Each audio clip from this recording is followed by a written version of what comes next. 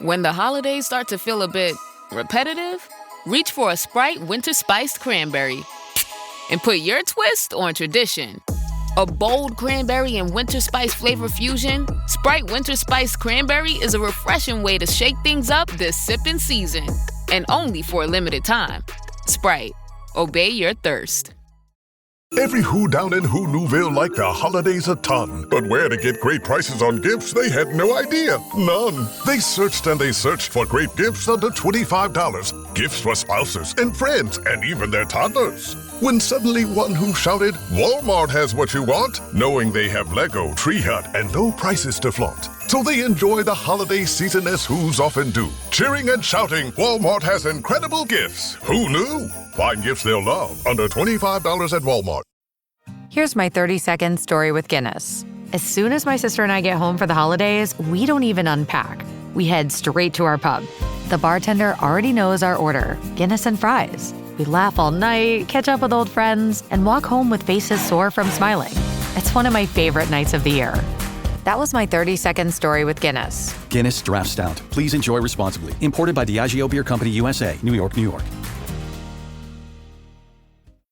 This episode is about that deep, important rest that we need for our physical being, for our mental being, for our spiritual well-being, what we need to not only be, but also how to find rest in the midst of sometimes a really, really hard time, stressful times, heartbreaking times, confusing times. We are all in that place right now to varying degrees. And so it's really important that we talk about how you can find that rest to sustain you. I'm Jessica Valant. I'm a physical therapist, women's health expert, and Pilates teacher, and my goal is to help all women feel strong, safe, and secure in their bodies. In this podcast, I'll share expert advice, facts, amazing guests, stories, compassion, and hope to help you meet your body in all seasons of life.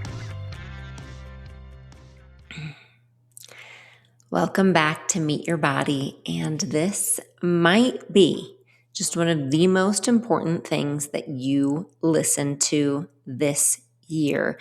I would rank this right up there with one of the most important podcast episodes that I have done.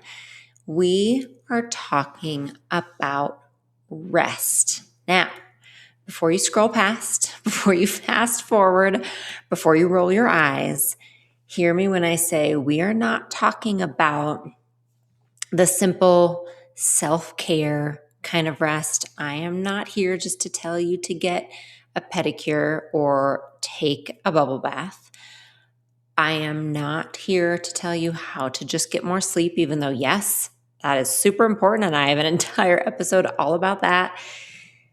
This episode is about that deep, important rest that we need for our physical being, for our mental being, for our spiritual well-being, what we need to not only be healthy, the true impacts that rest has on our health, but also how to find rest in the midst of sometimes a really, really hard time, stressful times, heartbreaking times, confusing times. We are all in that place right now to varying degrees. And so it's really important that we talk about how you can find that rest for your body, mind, soul, spirit, all of the things. How can you find that rest to sustain you during those times? So that's why I say this is such an important conversation that really will have implications across your lifespan and across your health span. So stick with me here today. I am so excited to have this conversation with you. So we're going to talk about what rest is. So what that actually means, what I mean when I say rest. I'm talking about what rest is. We're going to talk about what rest isn't, because there's actually some things that rest is not. We're going to talk about why it's so important and then how to get it. So some really kind of simple, applicable things that you can leave today with to say, I can start that in my life tomorrow. This is not just an existential conversation. That means you will be done and not know where to go from here. I really believe in giving you some kind of actionable steps that you can take immediately to put into practice what we discuss here. So we're definitely going to end with that. So first, I'm going to tell you kind of my experience and my story with rest. Because another thing you'll always find here is it's really important to me that you never feel alone.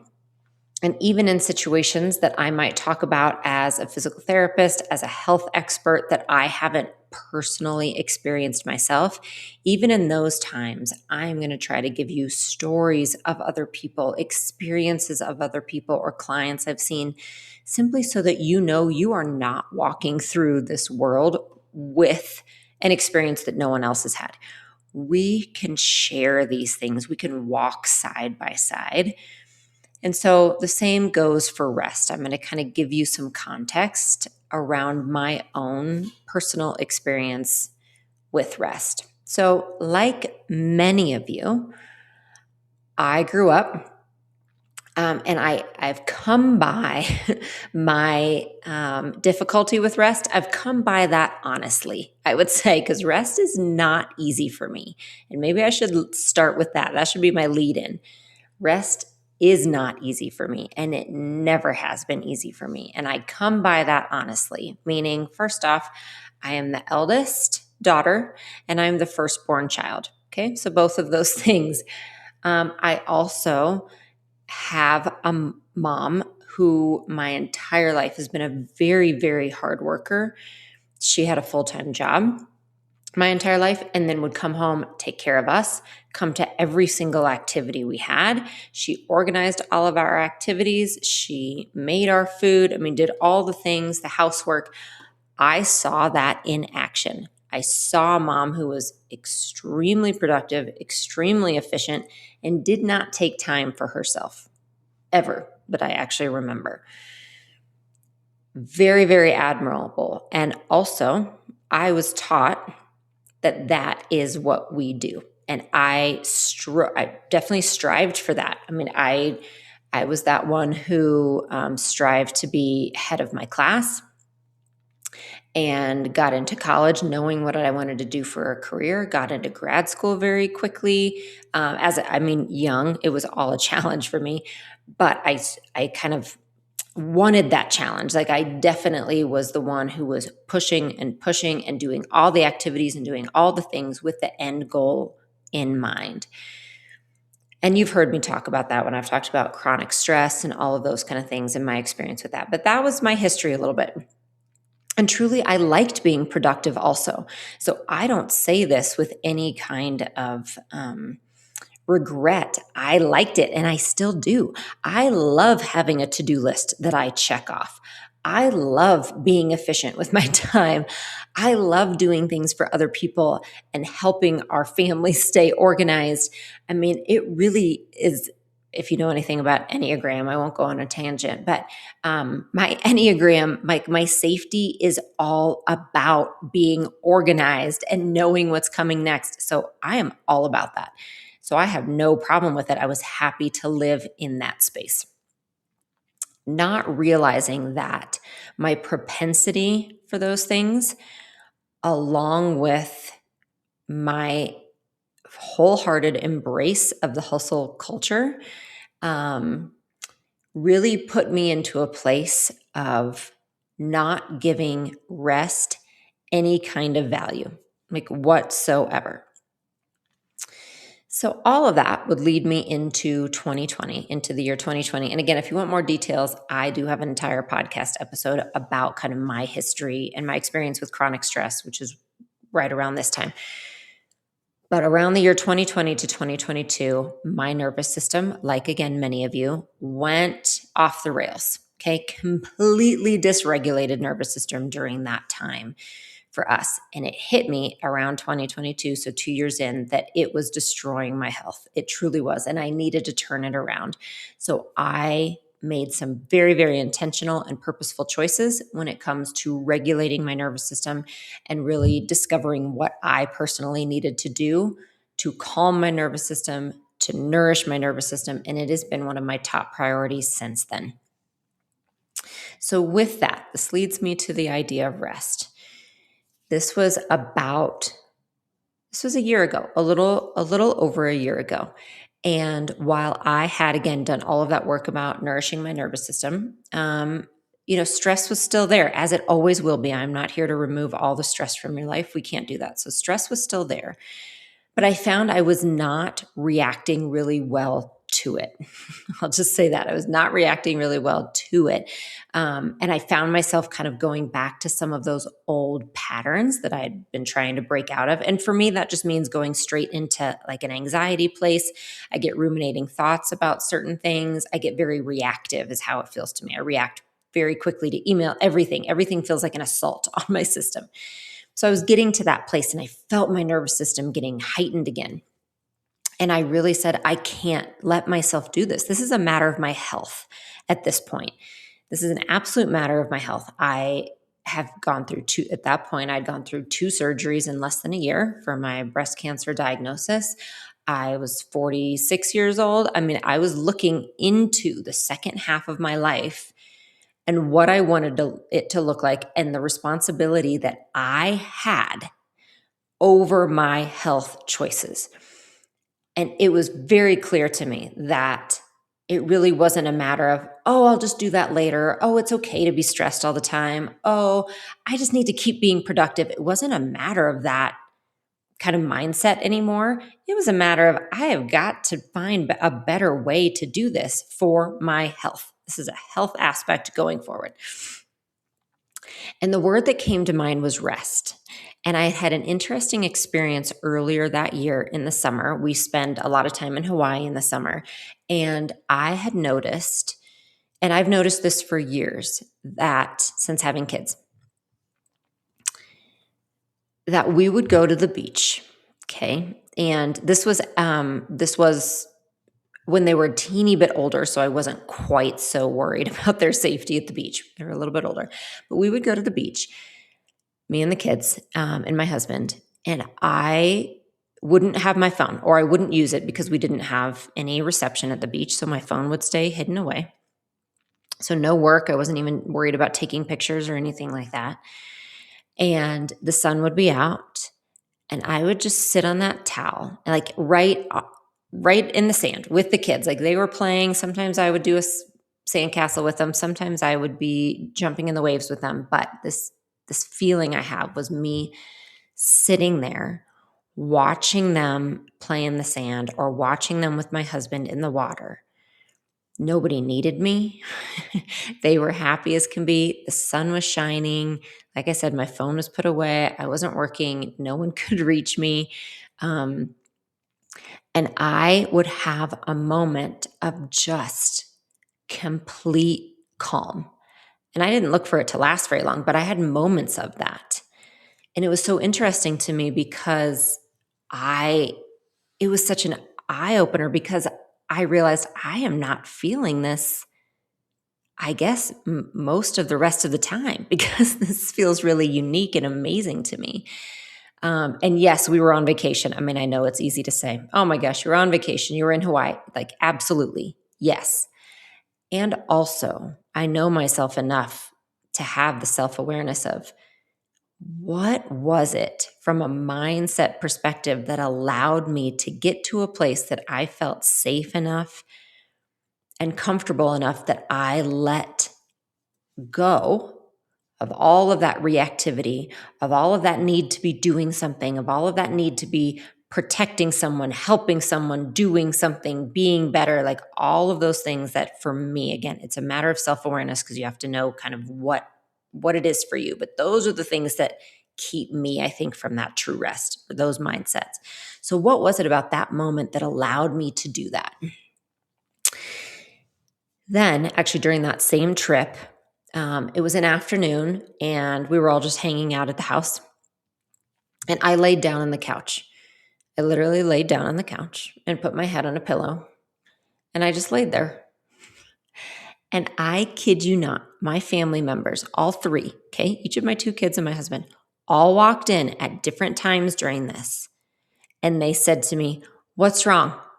Are you okay? Do you feel sick? What's wrong with you?" They all did that. Do you know why? Because they'd never seen me just lay down on the couch before. Now, this was insane to me. Like, I had a real epiphany in this moment. One, that my kids had never seen me just lay down and do nothing. I mean, I was staring at the ceiling, I think is what I was doing. I was laying there, not even taking a nap. Okay. Not taking a nap, not on my phone, nothing. I was laying there staring at the ceiling.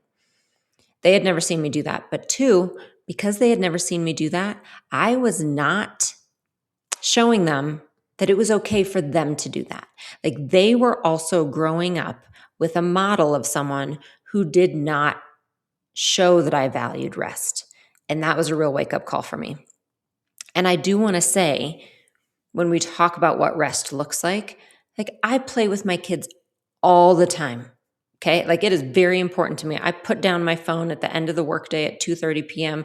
I do not check work again until they're asleep if I can help it. I am present for them. I'm playing with them. I'm driving them.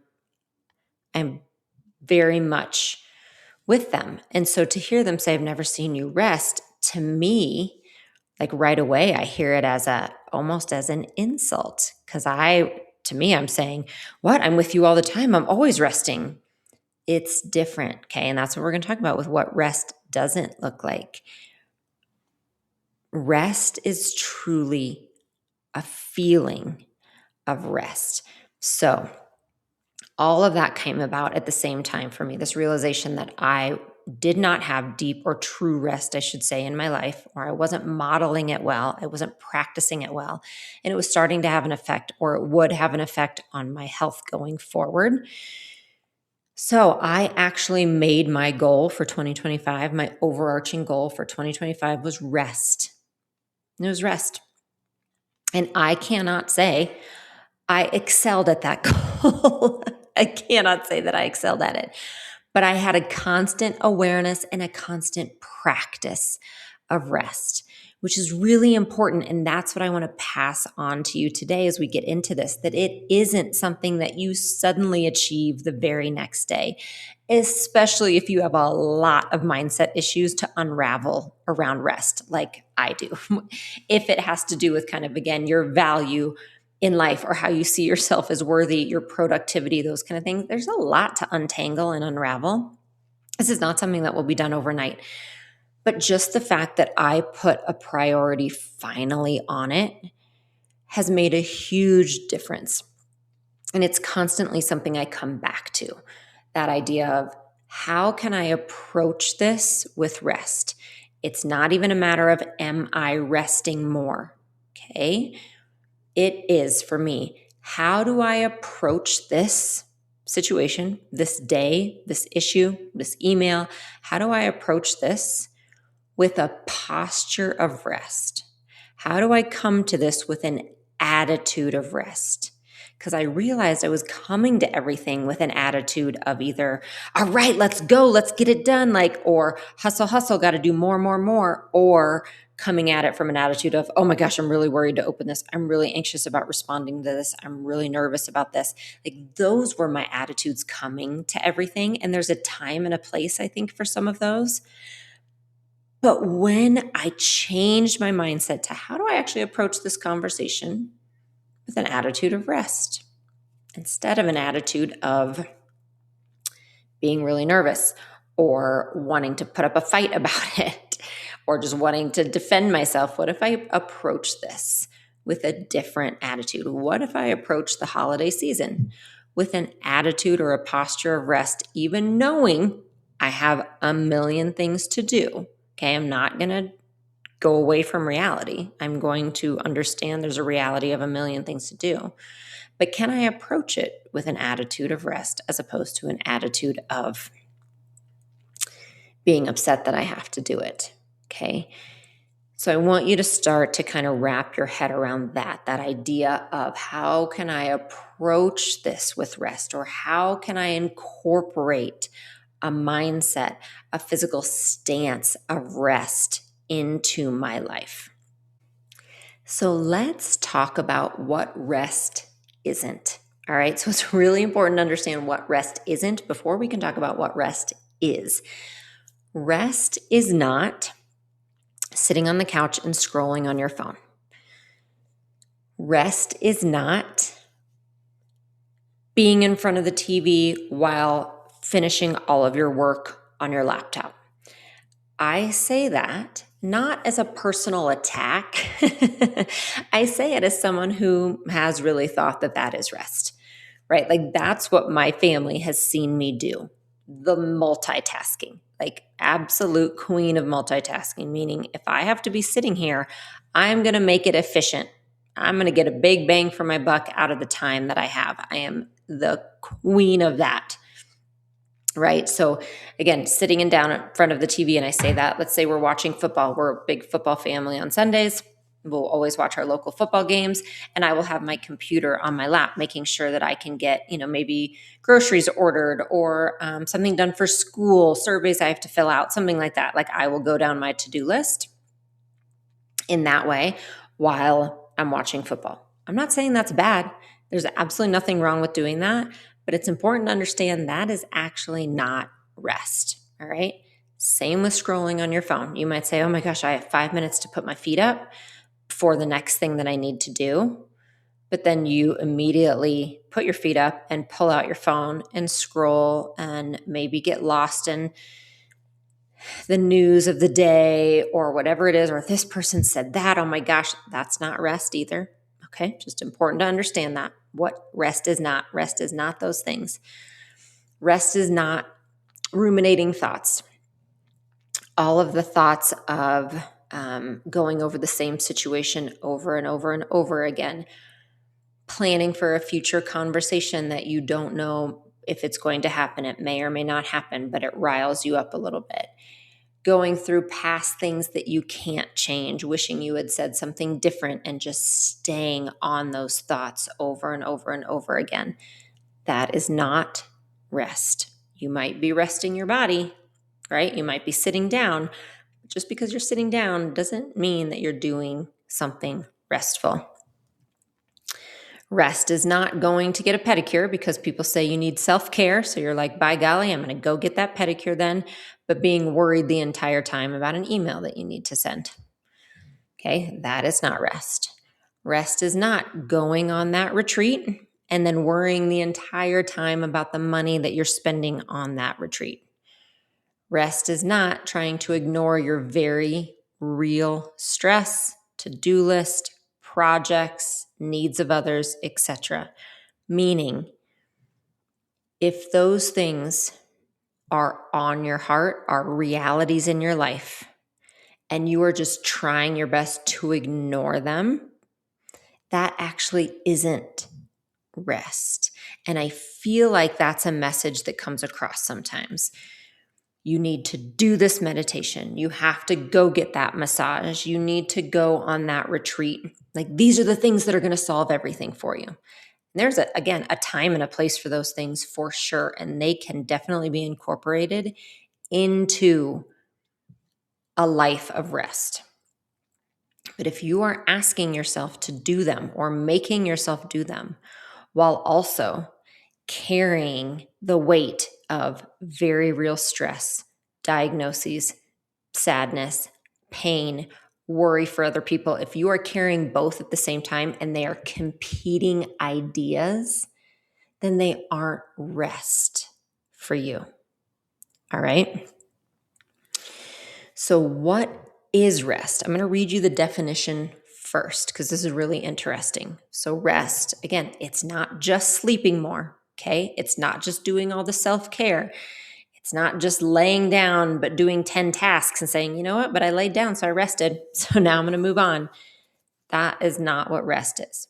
Deep rest is a profound psychophysiological state where the body's stress response turns off, allowing the parasympathetic nervous system to dominate for cellular rejuvenation, nervous system recalibration, and deep healing, going beyond mere relaxation or sleep by creating a feeling of safety to promote mental and physical restoration. I know there was a lot there, so we're going to unpack that. Okay. So the aspects of rest, first off, it's parasympathetic dominance. All right. And we've talked about this in our stress podcast in the past in nourishing your nervous system. But you have your sympathetic nervous system, which is your fight or flight, which you do need. Okay. We're not trying to ignore it. We just want it to work when it needs to work in our lives, not all the time.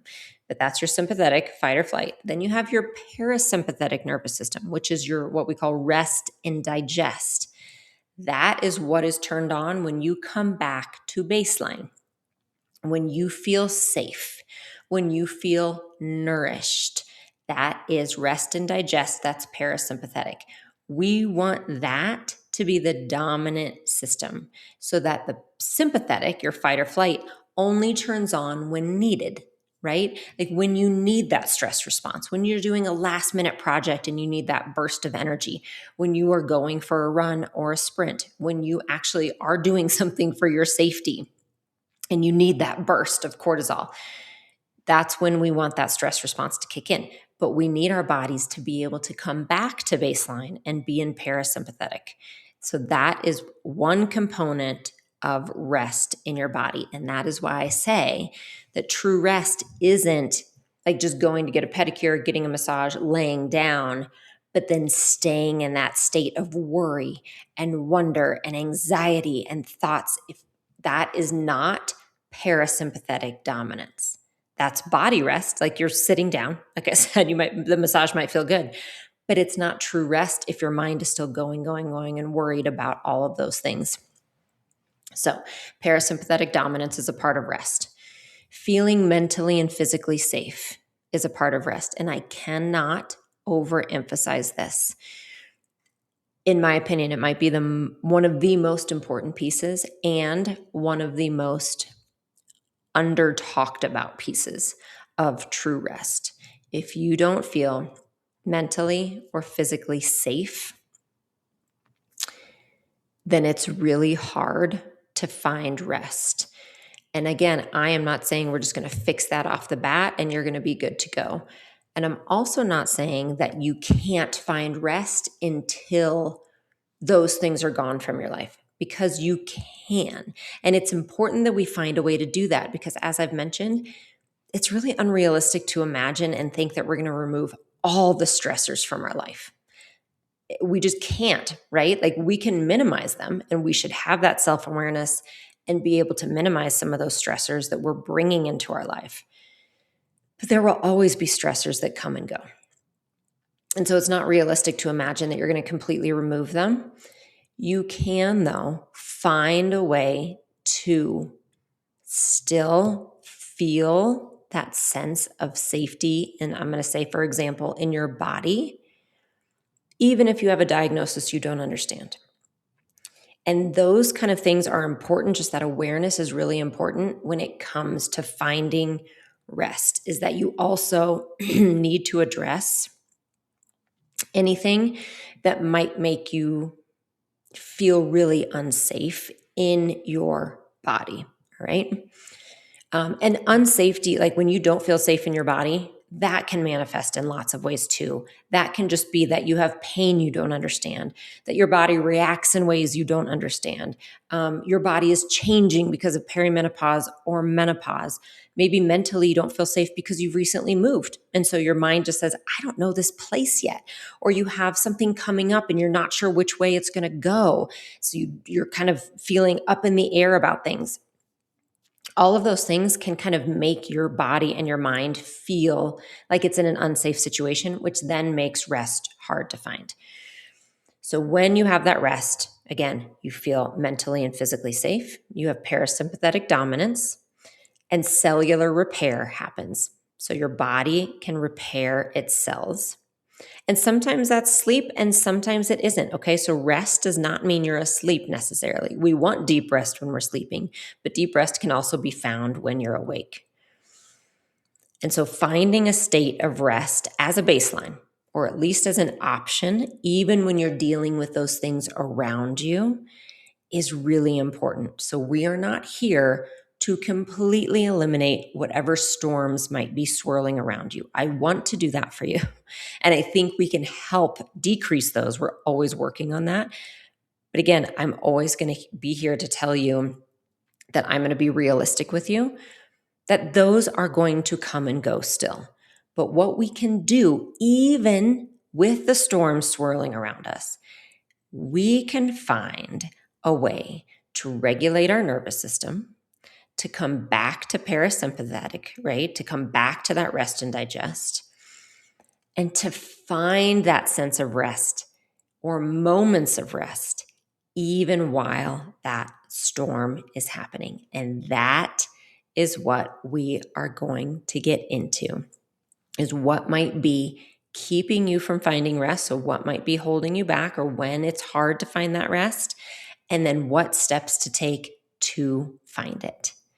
And first, a word from our sponsor.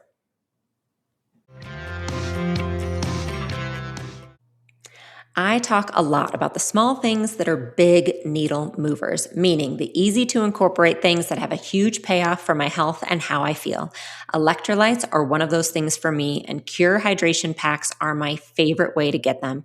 Cure is a plant-based electrolyte with no added sugar, and with flavors like watermelon and berry pomegranate, I actually crave my daily packet, which makes hydration so much easier. Staying hydrated isn't just about water. You also need electrolytes, and that's why I love Cure. It's clean, it tastes great, and it actually works. For Meet Your Body listeners, you can get 20% off your first order at curehydration.com/MYB with code MYB. And if you get a post-purchase survey, make sure to let them know you heard about Cure right here. It really helps support the show. And here's a bonus. Cure is FSA and HSA approved, so you can use your FSA or HSA funds to stay hydrated the smart way. Don't just drink more water, upgrade it with Cure.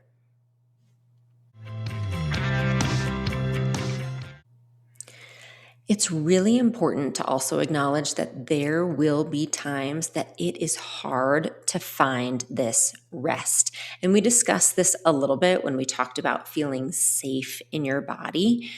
But I want to address a few other things just so, again, you have some awareness of not only why it's important, but ways that you might be able to change some things in your life so that rest can come a little more easily.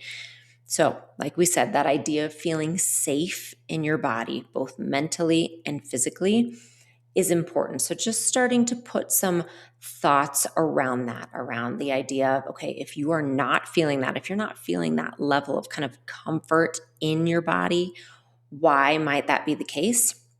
And are there a few things that you can do around that? And I have a podcast episode all about that too, so I'll put the link below. Another way that it can feel hard just to feel safe in your body and then also to find rest is if you are in pain. If you are in chronic pain, if you're in pain that you don't know why it's happening, if you're in pain and it comes and goes and it's not predictable, those are big reasons that it can be hard to find rest.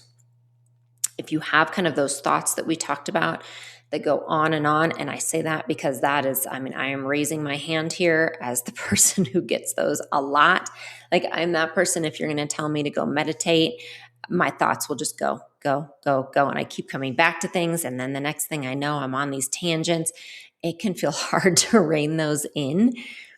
And so just understand that can sometimes make that rest a little bit harder. And it simply means for me that I need to be more intentional. It doesn't mean I don't do it.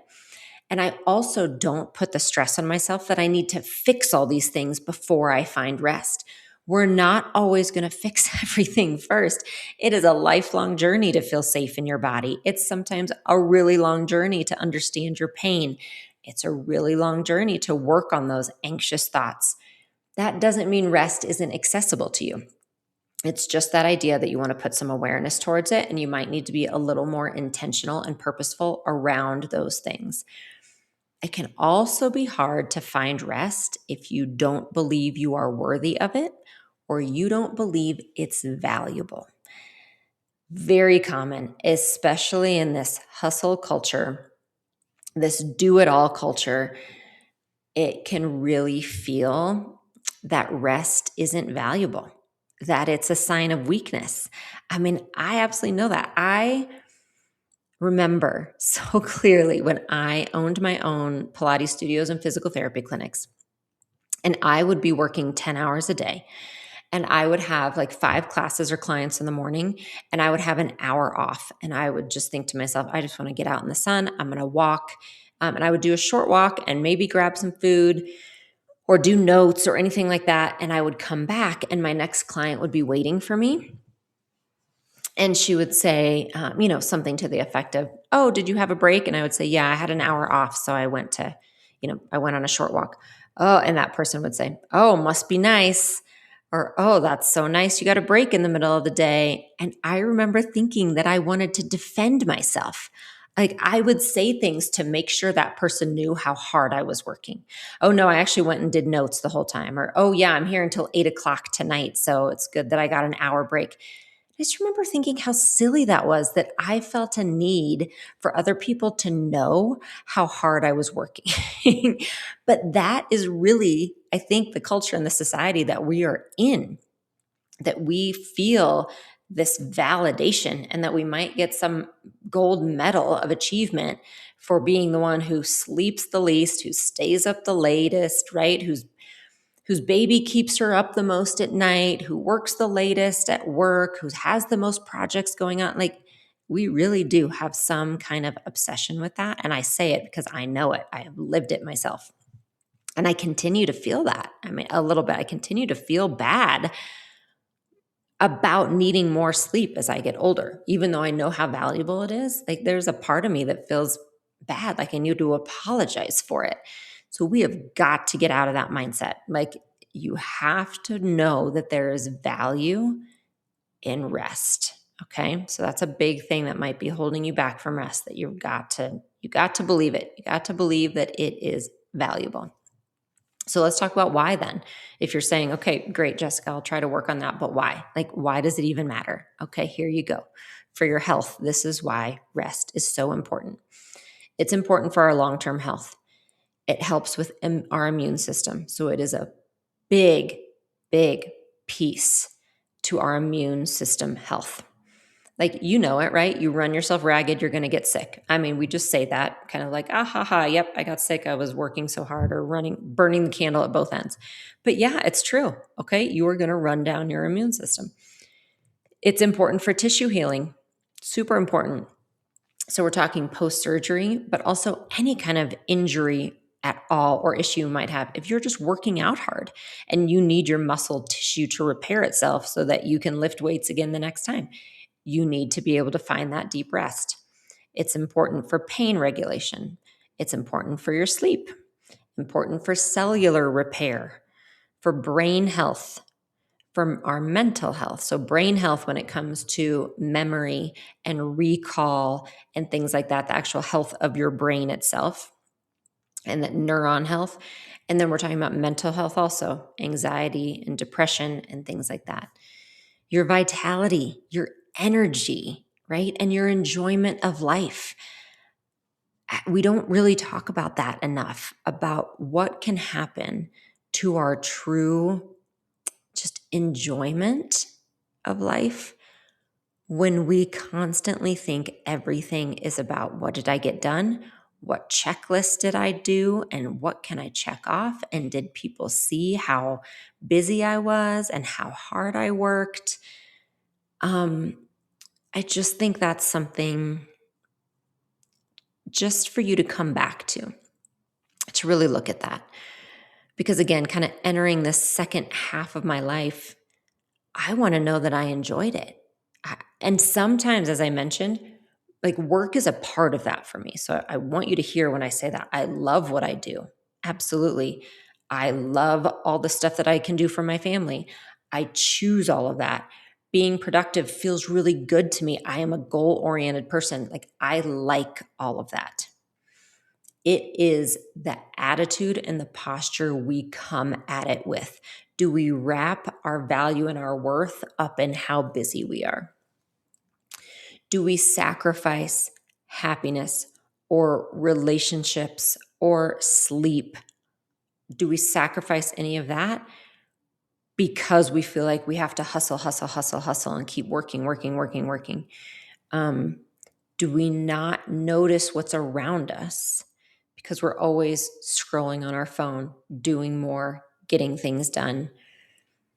It's just something to check in with, to really know that enjoying your life is important. I mean, maybe it's the most important thing, to find joy around you. And it doesn't have to be the big things, but finding those little glimmers. And especially right now in the world today, it is a game changer for me sometimes.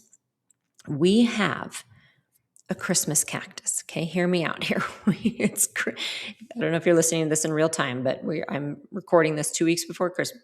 Oh gosh, not even. In December. And we were given a Christmas cactus by a neighbor last year, and it was right after the holiday, so it had no blooms. Okay, I am not good at keeping plants alive. My husband's better, so he's in charge. And we've been watering this little plant for a year, not knowing. I don't even know if we're keeping it alive. I don't know. It's just been in this Christmas tree, like vase thing on our kitchen counter for a year.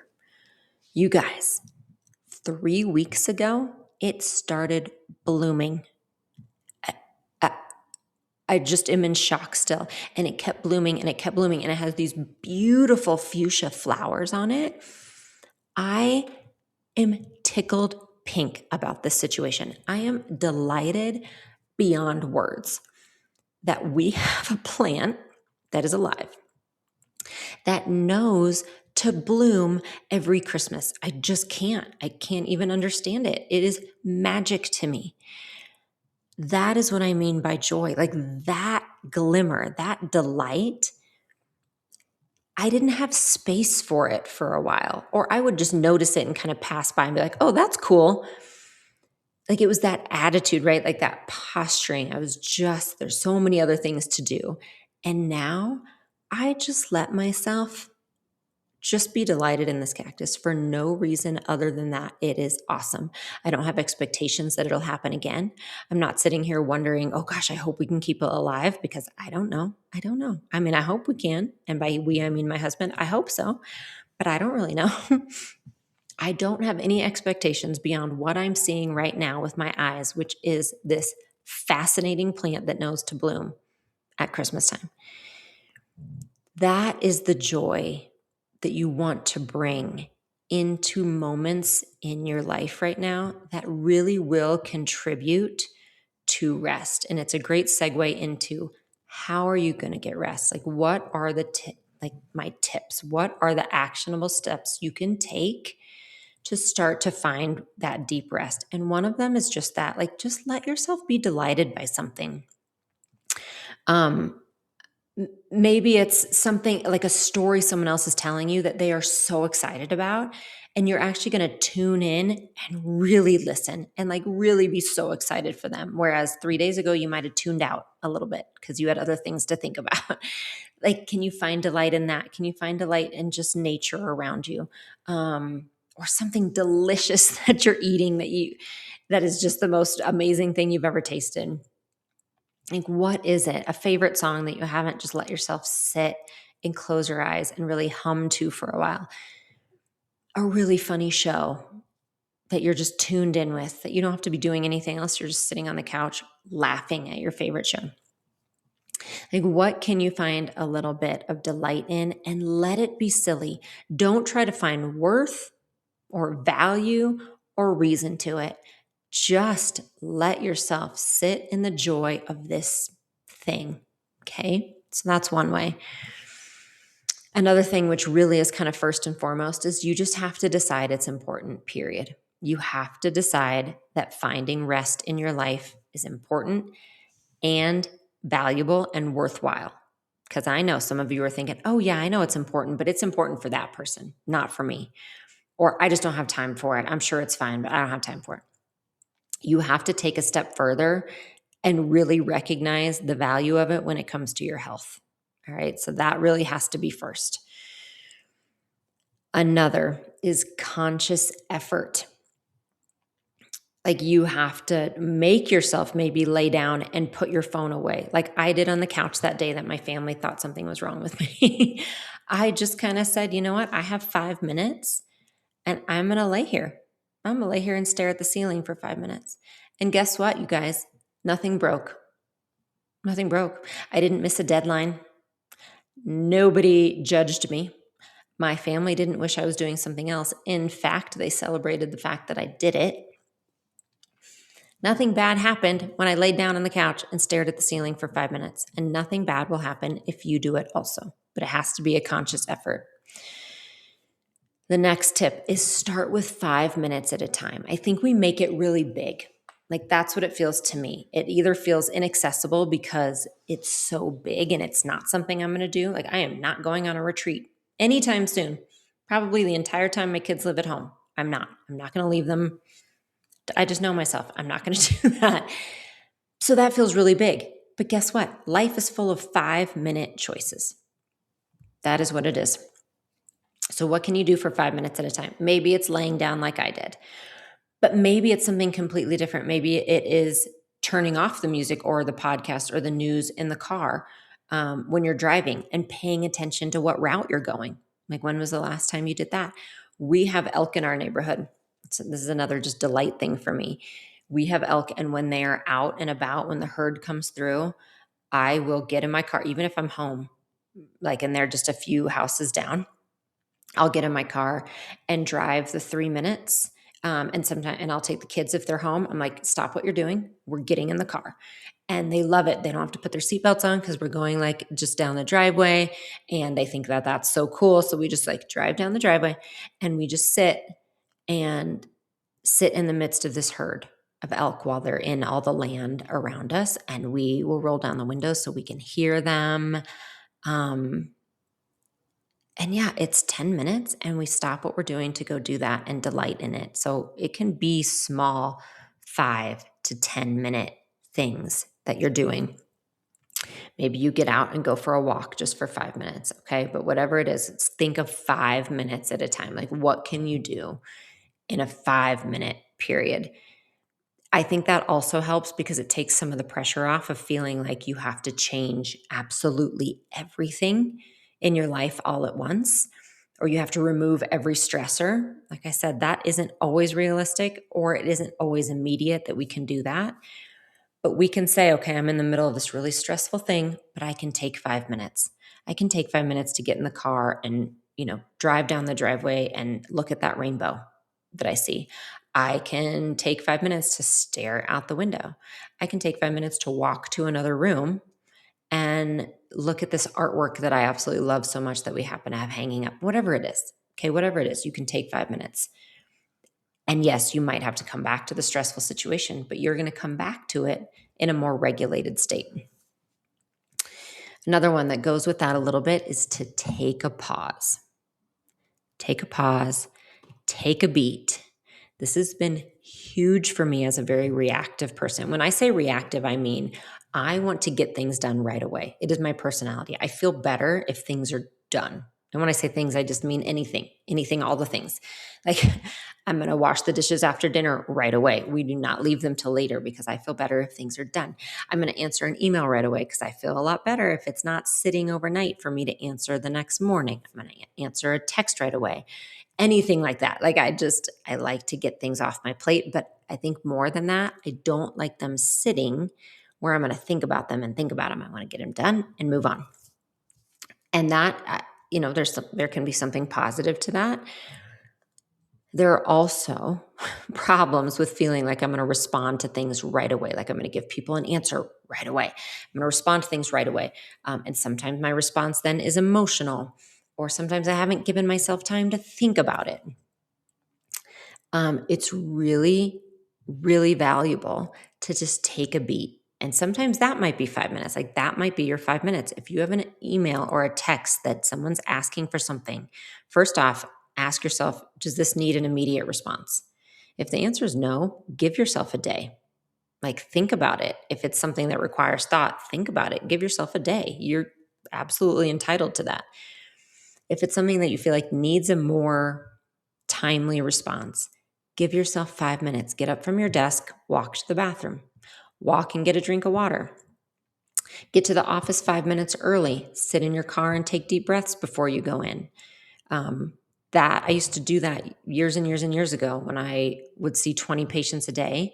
There was a big difference in how I felt if I was running late and I was rushing and I had to get out of the car like right away and grab my water and all my lunch stuff, and I would rush into the office and the person's waiting for me, and I like that mindset versus just 5 minutes sitting in the car, gathering my thoughts. I was there on time. I could walk in calm. Like, that's a big difference. So giving yourself a beat, like that 5 minutes, like we talked about, but using it kind of as a little break, as a little beat, as a pause, can be really helpful when you are developing the habit of deep rest.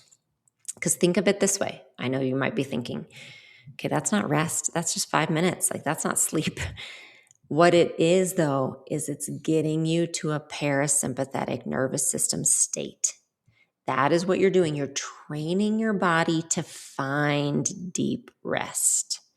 And that's what I found on the beach those years ago when I was like, why do I feel just so calm here? And it was because of that, because it was a place that my nervous system felt safe and supported. Because for me, again, I wasn't getting to work. I wasn't having to be reactive to anyone around me. No one needed anything from me. Those things that make me heightened, that need to serve and to do and to help and to react and to all those things, that's what makes me feel heightened. Those were taken away from me. And by practicing and working on that nervous system skill, by practicing getting myself to that parasympathetic state, I've been able to find that in other places. Okay, I don't have to be on a beach in Hawaii. Yeah, it would be great if I am. I mean, that would be fantastic, but I don't have to be. I can find it right here in my office. I can find it in the middle of my daughter's middle school performance.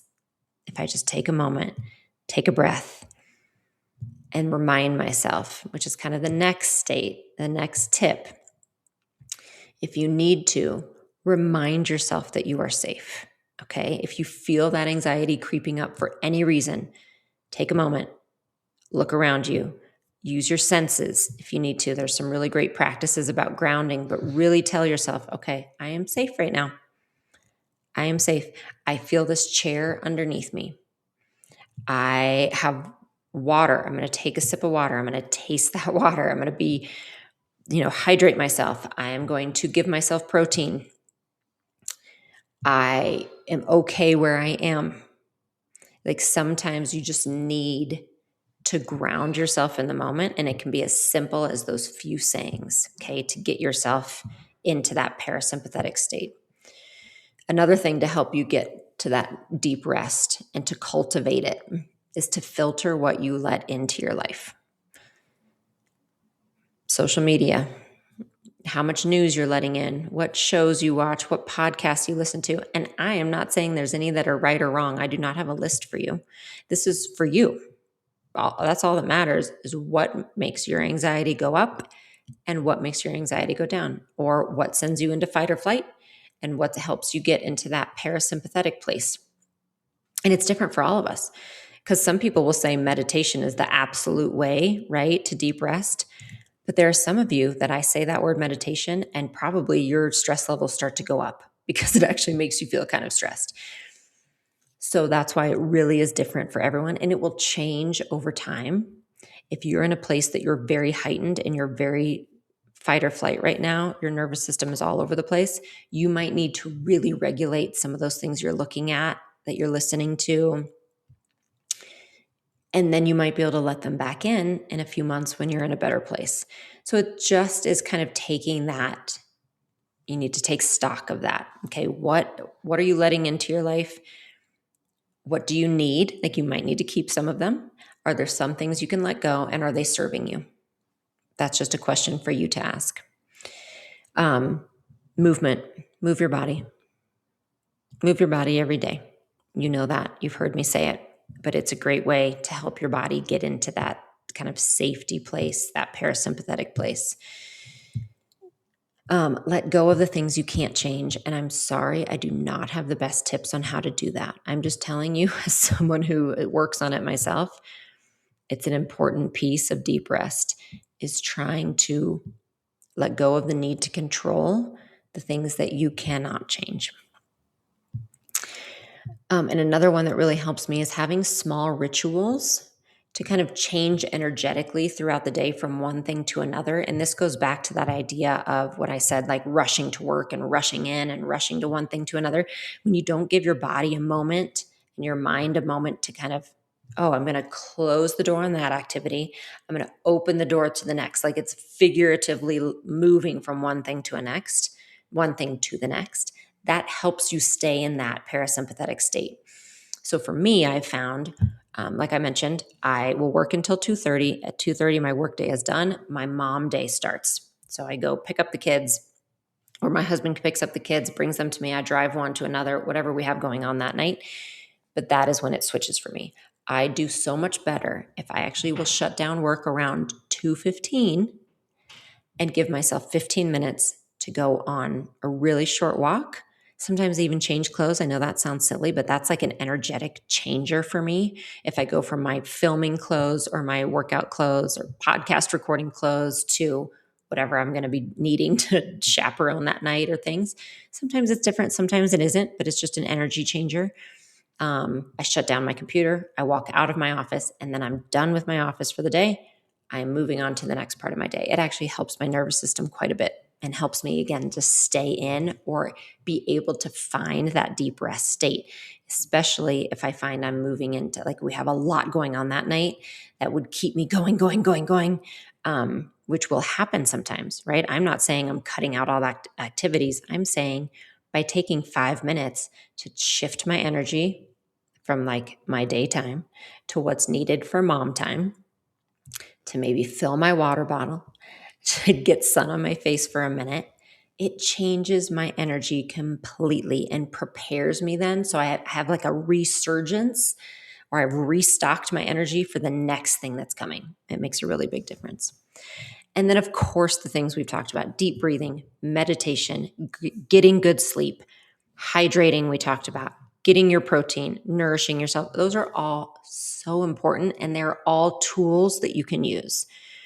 I do find you need these other things to be built in first.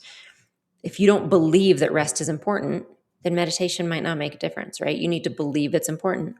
You need to really feel safe in your body in order to be able to include exercise every day. So you have to kind of build the foundation, and then you can add those extra tools on top of it. So what might this look like? Or what might this look like in just a given day? Like, that's what I want to actually end with. I'm going to just tell you and walk you through what your day might look like when you are using some of these tips for deep rest. So you wake up in the morning, and instead of grabbing your phone right away, or instead of hitting snooze 10 times and having to jump out of bed, you wake up and you just spend 3 minutes. I'm not saying you're waking up an hour early, okay? I'm not talking about a morning routine whatsoever. I don't have that. I have this. I wake up, my eyes will open slowly, and for 3 minutes, I give myself 3 minutes in bed. No phone, okay? I'm not looking at anything. I am just laying there, taking a few deep breaths, saying thank you for this day, and then I get up. It's a really different mindset to start the day. So that's what it can look like right away in the morning. Making sure you eat breakfast. Yes, it's an important part of nourishing your body and getting your body to regulate its cortisol levels from waking up in the morning. Okay? Eat a nourishing breakfast. Another thing that helps me is making a list of my priorities the day before. And you might be thinking, oh, I already do that. Well, great. You're already serving yourself then. That's a way I serve myself. I know myself. And if I do better, as I mentioned, kind of with a checklist. I do really well with to-dos. Tell me what to do and I will do it. And that helps me a lot. And I just know myself, and it actually keeps me regulated because it helps me feel safe and kind of on track for the week. And so I do that on Sunday every single week. I just sit down really quick. It takes me 5 minutes and I map out what I need to do each day. Like, what are my big goals Monday, Tuesday, Wednesday, Thursday, Friday for work? And that helps me a lot. So that helps to actually keep me feeling, again, kind of safe and on track with that. So it might look like something as easy as that. Stay hydrated, have your water next to you, have your nourishing foods. Okay, really important for your nervous system for that. Walks, incorporating walks during the day. Maybe you're just incorporating a 5 or 10 minute walk during your lunch break. Maybe you're letting yourself go on that walk between, work onto your next thing. Maybe when that email comes in asking you to volunteer at the next big event, you just take a day before you answer. Take a day and ask yourself if you want to do that or not. Either way, you decide if the answer is right for you. Take a day to decide. Have regular practices in place to deal with any pain you might be feeling. I don't want to spend 10 to 15 minutes every morning working on my back pain right now. But guess what? I need to in order to help my body feel less stressed and find that deep rest state. If I don't take care of myself and my pain starts going up, then I feel less safe in my body. My stress goes up. My walks will go down. It's a cascading effect. So just staying on top of that is a big part of me finding that deep rest state. And then having a shutdown procedure at night to get ready for bed. Again, just like the morning, right? I'm regulating myself to start the day and I'm regulating myself to end the day. I shut down my phone. Don't look at social media. Don't look at emails or anything like that, at least an hour before bed. I am going to take my shower because a hot shower helps to relax me. I'm going to read a really good book, those kind of things. It doesn't have to be long. It doesn't have to be complicated, but having the same habit every night and focusing on my sleep then helps to bookend the day. And then it starts again the next day. So those aren't huge things, right? They're just small habits that build up over time to contribute to the deep rest that your body and your mind need. I hope that helped. I am going to have a hope for the new year for all of us that we can put more practices into place to find deep rest. All right, I'll talk to you soon. Thanks so much for listening today. I would love it if you could take a moment to subscribe, rate, and review this podcast. It means a lot to us and it helps our content get out to more women who need it. You can find more of my resources at my website, jessicavalant.com, or find me on YouTube at Jessica Valant and Instagram at Jessica S. Valant. Hey, Ryan Reynolds here, wishing you a very happy half-off holiday because right now Mint Mobile is offering you the gift of 50% off unlimited. To be clear, that's half price, not half the service. And Mint is still premium unlimited wireless for a great price. So that means a half day, yeah? Give it a try at mintmobile.com/switch. Upfront payment of $45 for 3-month plan, equivalent to $15 per month required. New customer offer for first 3 months only. Speeds slow after 35 gigabytes if network's busy. Taxes and fees extra. See mintmobile.com.